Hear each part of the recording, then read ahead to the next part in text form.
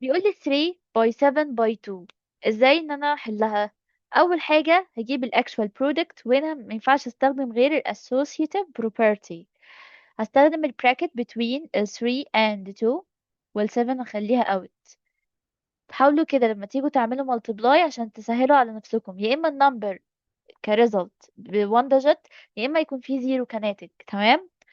3 باي 2 ب 6، 6 باي 7 equal 42.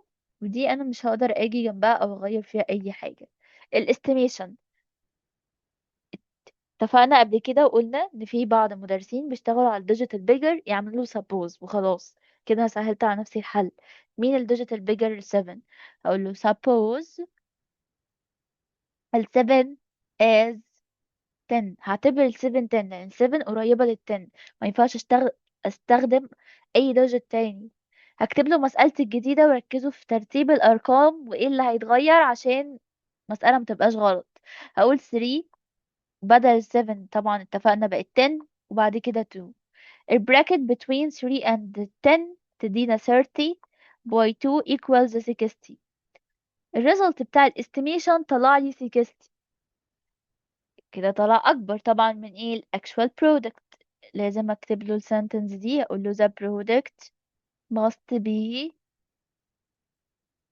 لازم يكون ايه؟ more ولا less؟ لا، ده انت لازم تكون less than. اقل من كام؟ من 60.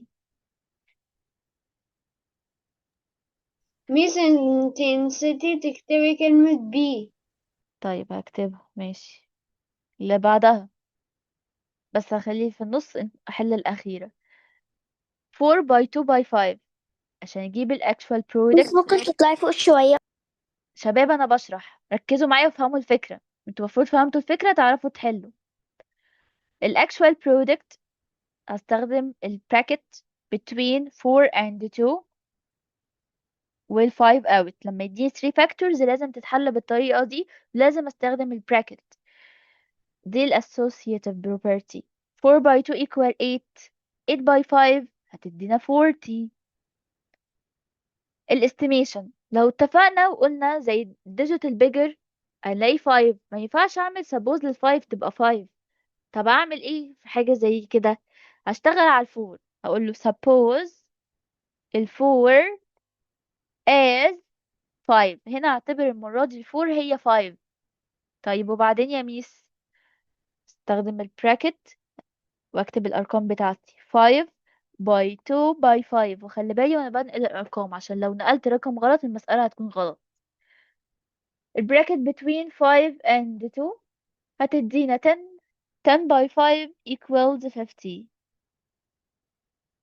الريزلت بتاع الاستيميشن 50 والاكشوال برودكت 40. هقول له the product must be.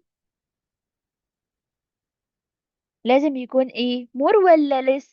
لا، لازم يكون less than. اقل من ال 50. يبقى انا هنا ما اشتغلتش على الفايف لانها فايف، ما ينفعش اعمل لها سبوز تبقى فايف. انا كده ما غيرتش فيها حاجه. اشوف ديجيت تاني. تمام. لو لقيت البيجر 5 او 10 اشوف ديجيت تاني عشان اقدر اعمل له سبوز. والسبوز انا بشتغل يا اما على ديجيت 5 يا اما على ديجيت او نمبر 10. ما بجيبش نمبرز تانيين غيرهم.